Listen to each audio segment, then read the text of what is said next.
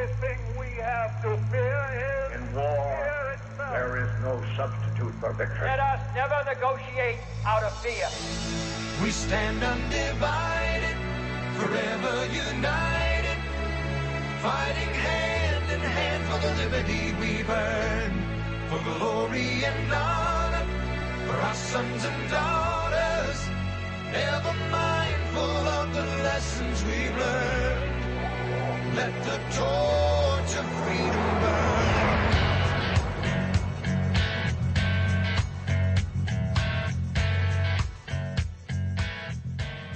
Welcome to the intersection of faith and politics. This is WallBuilders Live with David Barton and Rick Green. Thank you for joining us today. Visit online at wallbuilders.com and wallbuilderslive.com. That intersection of faith and politics often involves the courts and obviously involves politics and the way that we express ourselves in this particular culture.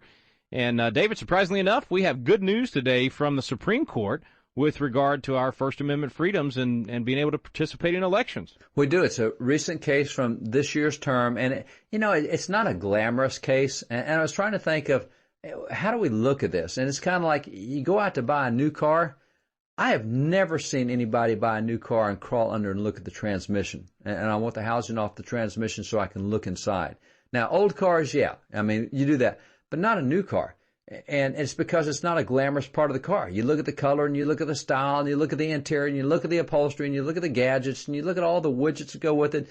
Nobody crawls under and looks at the transmission. But you know what? If you don't have a transmission, it's not going to, all the glamour on the outside doesn't mean anything. And the case today is kind of like that. It's not really a glamorous case, and it's not really a high profile case like homosexual marriage or religious liberties. It's a campaign finance case. But it has everything to do with who can be elected and who can't be elected, because money is part of the process. If you control who can do the money and who can't do the money, then you also can control the outcome of elections, or at least you can give certain indications or directions of whether a liberal or a conservative or whoever's going to be there. And so one of the guys who has gone at this for a good while is a guy named Jim Bopp. And I remember, and the court's really important on this, because I remember back when McCain-Feingold came through, President Bush was under so much pressure to sign that because everybody wanted campaign finance reform. They wanted clean politics. And he thought the law was unconstitutional. And we thought he was going to veto it, and he went ahead and signed it because he believed the Supreme Court would strike it down because it was so clearly unconstitutional. Well, the Supreme Court upheld it, just like they upheld Obamacare. And everybody thought they were going to strike that down. So the court was not predictable on those things, and so we've had McCain-Feingold for a number of years as a result. Well, one of the guys who's been whittling away at this and at all these bad, unconstitutional, anti-First Amendment campaign finance laws has been Jim Bopp out of Indiana. And Jim just won this case at the U.S. Supreme Court, and while it doesn't sound glamorous, the impact of this is huge, particularly for constitutional folk and, quite frankly, even for conservative folks. So this is going to be a fun interview. And David, before we go to the interview, just real quick, this kind of highlights what you've tried to get across for quite a while now, that process is important and that the rules of the game are important, and that's an area we conservatives have tended to not want to pay attention to, but here you have the rules of how campaigns will take place, and that can have a dramatic impact on who actually gets elected. So it's a good thing we do have guys like Jim out there willing to fight these battles in what might seem like minutia in terms of the rules, but, like you've told us before, in terms of how a bill gets through the legislature, the rules that are happening in committee, all those things are vitally important. They are, and this is one of those things that, talking about it, you and I talking about it this end, doesn't sound all that interesting. But once you get through the other end, let's see what it sounds like after we get done talking to Jim, and I'll bet you a whole lot more people go, I got it. It makes perfect sense. Yeah. Because that is the process. And you're right. You have to know the rules. I coached for a long time. And if my players don't know the rules, they can't compete in the way they need to. They'll get run over by the other team because the other team will take advantage of the rules and we won't. So rules really are important. And without that, if you get a victory, it's going to be by accident. You have to know the rules. Quick break. We'll be right back. Jim Bopp, our guest. We're going to talk about a big victory at the Supreme Court here on WallBuilders Live.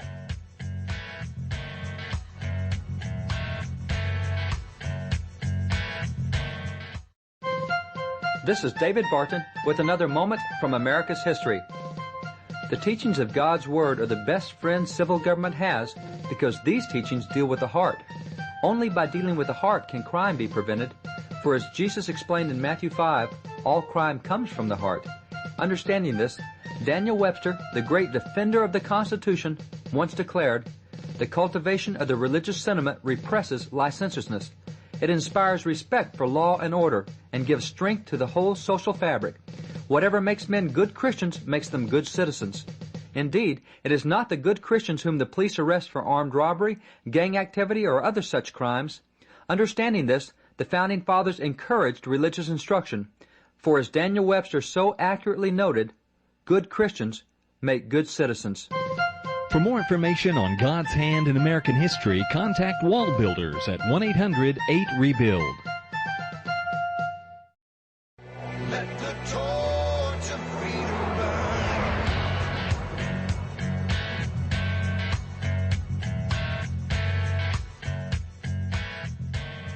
Welcome back to WallBuilders Live. Thanks for staying with us today. Our guest today is Jim Bopp. He's the General Counsel for James Madison Center for Free Speech and also General Counsel for the National Right to Life Committee and Special Counsel for a host of other organizations, and has done great work with groups like Focus on the Family and others, and has actually done a lot of great work for you, our listeners, because he's out there defending our free speech and winning cases left and right. Big one at the Supreme Court. Jim, thanks for coming back on. Let's talk about this latest victory. Well, thank you. Pleasure. Hey, this is another step in restoring our free speech rights when it comes to actually participating in campaigns. This one's specifically dealing with our limits on how much total we can give in federal elections. How did that limitation come about, and tell us why this victory is important? Well, the limitation originally arose in 1974 after the Watergate scandal, where Nixon, was subject to impeachment, and that was a very wide-ranging law that imposed really draconian limits on people's right to speak, right to run ads, rights to criticize public officials, right to contribute to candidates and parties, and most of it got struck down. What didn't get struck down were contribution limits, including not only the idea of how much money you could give to a specific candidate, which under current federal law is limited to $2,600 per election, but also how many candidates you could support, or how many political parties, or how many state parties, or how many political action committees you could support over a given 2-year election cycle with a maximum contribution. Well, the way it turned out, you do the math and you find out that you can only give to 9 federal candidates what the law allows you to give, and if you give the 10th to the 10th one, you go to federal prison. So wait, so if I'm a Texan and I've got we got 34. I always forget how many congressmen in my state, and I want to help get good people going to Congress, and maybe I want to get involved in 20 races and go help out. I would have gone to prison for simply trying to get good government and support good candidates. That's exactly right. And the whole idea was to this kind of law was it's just not fair that somebody can contribute to more candidates than other people can afford to give. And, of course, there is an advantage on being wealthy, but one of the things, everybody has, including the wealthy as well as people of average means and the poor, and that is your right of free speech, your right to participate in our political system, the right to help candidates for election. And it just didn't, the Supreme Court just found it just didn't make any sense to say, well, it's just perfectly fine to support not 9 candidates, but you just can't support the 10th. You also, there's a lot of people that contribute to PACs because they're interested particularly in the issues that those particular PACs support, like National Right to Life Political Action Committee is an example of a client that I have. And but the limits on what you can give to PACs means you can give to 4, but you couldn't give to a 5th. Wow. There are PACs on all different issues that are important to people, and you just would have to pick your top 3 or 4 issues, and that's all you could do. Jim, I got to tell you, man, when you describe the opposition's reasoning, is just not fair that some can give some more. My stomach just turns because I never thought about all these campaign limitations. It's essentially socialism and redistribution of rights. I mean, it's the other side's all for a redistribution of our money, but I never thought about the fact they actually they're for redistribution of my rights. That's exactly right. They are fanatics, radicals on the idea of equality, and it isn't equality of opportunity. Yeah, sure. I don't have enough money to support 10 candidates, but I certainly hope to be able to. I hope if I work hard and come up with some good ideas and do some worthwhile things for other people that I'll be successful. But no, they want a quality of outcome so that nobody can speak any more than what the person who's least able to speak can speak. That's their theory. And otherwise, it's just not fair. And I'm thinking, I may be wrong on this, but just based on other issues, they probably felt like that was totally unfair for anybody that could afford to do it, or for national right to life. But I'm guessing maybe unions were probably allowed to give to just about anybody they wanted and as much as they wanted. Did they have some exceptions in there for their friends over at the unions? Well, this was passed in '74, and the same, and already in federal law there was a prohibition on both corporations and labor unions, both endorsing candidates and in contributing to candidates. Now, interestingly, to your point, I recently won the Supreme Court decision in Citizens United, which the left has criticized because it lets associations of people, advocacy groups, speak out on candidates, but it also lets labor unions. Well, their remedy, of course, is to stop advocacy groups and not stop labor unions. They haven't said a single word about the fact that now labor unions can spend, hundreds of millions of dollars advocating the elections of the average Democrat candidate down the street, but that associations, advocacy groups, churches, nobody that associates voluntarily in a corporation could contribute if they had their way. Yeah, no doubt. Got to take a very quick break. Jim, by the way, just curious, how many cases have you won at the Supreme Court? I got 13 decided by them. I've won 7, and this recent McCutcheon case is my 7th. It's my 9th. I'm sorry, 9. I've won 9. That's got to be some kind of record. Yeah. That's got to be some kind of record, man. That's amazing. All right, quick break. We'll be right back. Stay with us here on WallBuilders Live.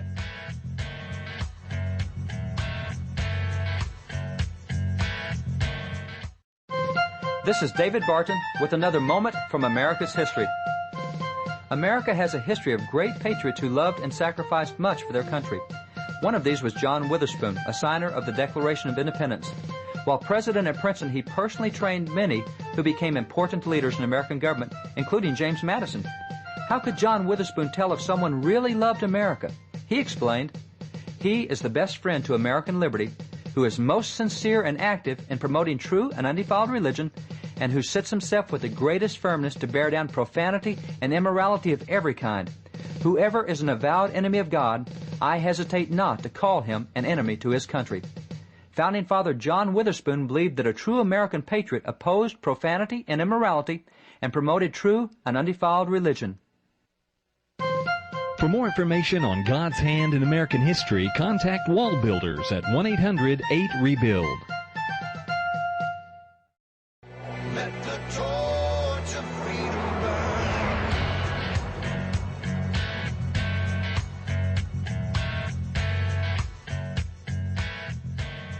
We're back. Thanks for staying with us here on WallBuilders Live. We're talking about the recent Supreme Court decision that struck down overall campaign contribution limits, meaning if you wanted to give to multiple candidates, there used to be a limit on how much you could give in total in that campaign cycle, and that has been struck down by the Supreme Court in large part to the arguments of our guest today. Jim Bopp is the general counsel for the James Madison Center for Free Speech and also for the National Right to Life Committee. Jim, we were talking before the break about the other cases that you've argued many times within this realm of free speech. Why is it, from your perspective, why are you passionate about letting the market decide how much candidates have to spend and how to instead of, government controls? Why does one system work better than the other? Well, if you give the power to incumbent politicians to write the rules upon which their reelection is dependent, then they're going to write those rules to benefit themselves. I mean, they're human beings. They're fallible. They have their self-interest, and that is not to have effective challengers. That is not to have citizens talking about what they're doing to us and for us in office. In other words, restrict the information that voters get either from their challengers or from just everyday citizens or citizens groups, advocacy groups, and even the press, if they could get away with that. And so that's what they would do. So, our founders were very sophisticated politicians. They readily saw that if you gave that power to incumbent politicians, that's exactly what they would do. And, of course, ironically, their ink was hardly dry on the First Amendment when the Federalist Party in the 1790s, fearful of the emerging Republican Party of Thomas Jefferson, wrote the Alien and Sedition Act and made it a federal crime to criticize public officials in that time. Now, I'm guessing was John McCain in the Senate then? I mean, that was 200 and something years ago, but it sounds like a law he would pass. So he's been there a while. He'd be a Federalist. Yeah. He'd be a Federalist. I'm sorry I interrupted you there, man. Go ahead. Well, people were criminally convicted for, the terminology they used was holding public officials or the government, quote, in disrepute, end of quote. In other words, effectively criticizing them for what they're doing. Yeah. And so, I mean, this is just the nature of things. And then, of course, as we already see with trying to stop corporations but not labor unions from speaking out, that if they really got their druthers, incumbent politicians would write the campaign finance laws to benefit themselves, on a partisan basis. So if they had control, if one party had control, they would write the rules to shut up their opponents and not, their friends. And, of course, if you watch the constitutional amendment debate today in the Senate Judiciary Committee, it was all about Democrats complaining about Republicans being elected in North Carolina, and specifically, because they had a state rep there testify, but other places as well. They just complain about Republicans. They're complaining that conservatives are getting their way in a lot of states and also in Congress in some respects. And so they want to shut up people by passing a constitutional amendment that will allow government to shut people up, and they want to shut up their enemies and therefore get their policy agenda. That's it. I mean, they're chillingly truthful and candid about this is all about shutting up their enemies so they can get their own liberal policy agenda adopted. I wonder if and maybe you came across this as you were doing these cases. I wonder if anybody's actually looked at and tied a lot of these limitations on freedom of speech and freedom in these campaigns to the out-of-control growth of our government, because we haven't been able to keep the politicians in check through the system of freedom and people being able to spend as much money as they want to take out an incumbent. They've been able to spend as much as they want to grow the government. I mean, if you think about it, this stuff started, what'd you say, in 72?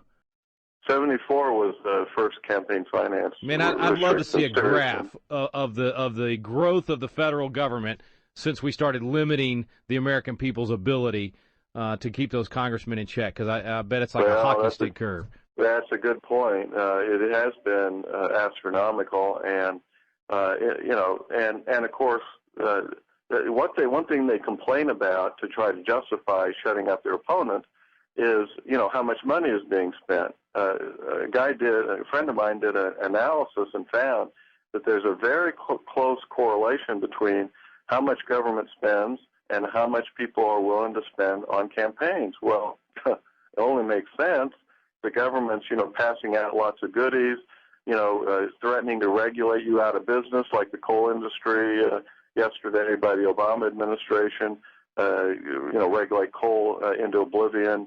Obviously the people who are affected or want the goodies or want the green jobs, and the $500 million to Obama buddies to do all alternative energy, everybody's going to be lining up. Everybody's going to be spending money to try to get their favorite person in office. I mean, this is one of the evils of big, overblown government is, of course, people start lining up to get the goodies. Yep, no doubt about it. Well, man, we got to get them in check, and fortunately, you are helping us by making sure that the rules are actually what the Founding Fathers intended for them to be in the first place. So congrats on the 9th win at the Supreme Court and something that actually benefits all Americans. And what's the next big case for you, just out of curiosity? Can you even tell us?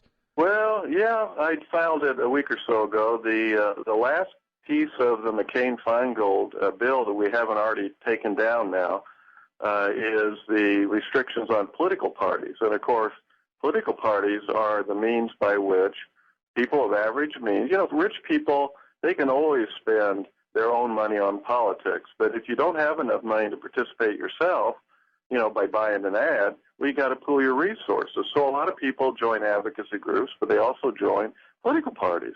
And that way they can pool resources and have a means of effective participation. Well, McCain-Feingold targeted groups. They targeted advocacy groups, corporations, and political parties because this is how people of average means participate, and they wanted to shut them all up. Well, we're attacking the limits. They're called soft money restrictions on behalf of the Republican National Committee that significantly limit the ability of the political parties to participate by doing things like voter registration, get out the vote. Look, unions are doing this all day long. Of course, they're not limited.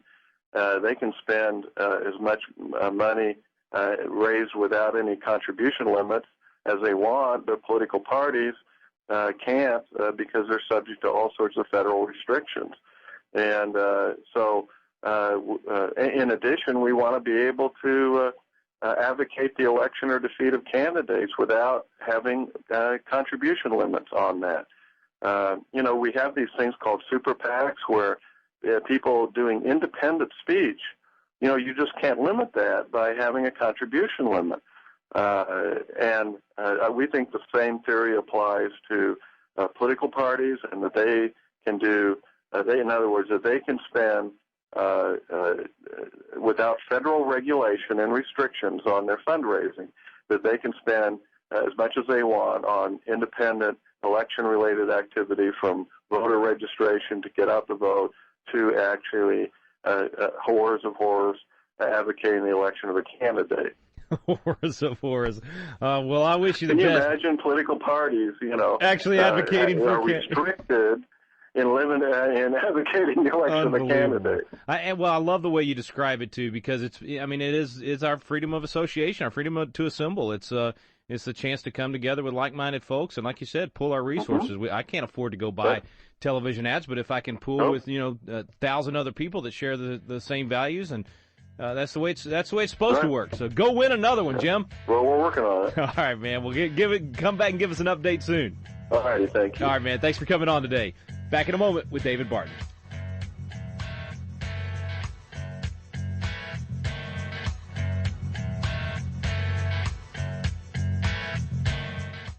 Have you ever wanted to learn more about the United States Constitution, but just felt like, man, the classes are boring, or it's just that old language from 200 years ago, or I don't know where to start? People want to know, but it gets frustrating because you don't know where to look for truth about the Constitution either.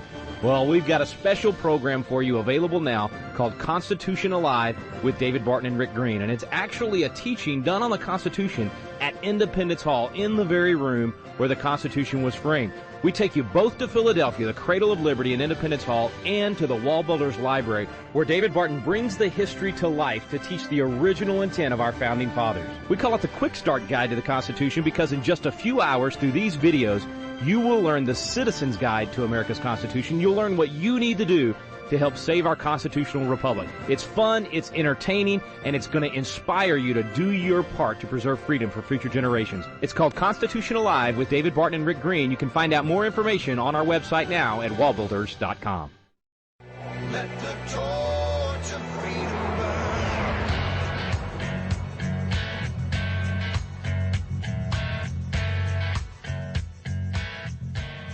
Welcome back. Thanks for staying with us here on WallBuilders Live. And David, it sounds like to me this is like you said, chipping away at those bad laws that were signed in and passed. The Supreme Court didn't strike down in the past. They've begun to strike it down little by little now.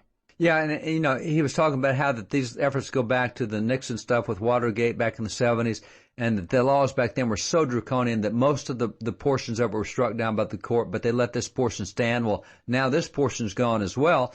And as he's pointed out, you know, 9 victories at the Supreme Court. I mean, Jim's had 9 victories. Man, that's big stuff. And most of those have dealt with knocking down McCain-Feingold. And so, and quite frankly, this is why Republican and Democrat really doesn't matter. McCain is a Republican who puts the stuff through. Jim Bopp is generally, he's the counsel for the National Republican Party. So here you got a Republican constitutional lawyer knocking down bad Republican laws, and that's the way it should be. You should stand for what's constitutionally right. And I love what he said. You know, he points out he's not wealthy. He can't afford to give to a lot of these candidates, but that doesn't mean that the wealthy don't have the right to free speech. You don't cut it off just because you're not one of them. And as he pointed out, you know, progressive liberals, the way they're doing this, they don't want the citizen groups to have the rights, but they want the unions to have the rights. And that's not good. So he fights that. And I like what you both said, that it is income of is equality of opportunity, not equality of outcome. And that's what the Supreme Court got right on this, equality of opportunity, not outcome. Thanks for joining us today. You've been listening to WallBuilders Live. We stand under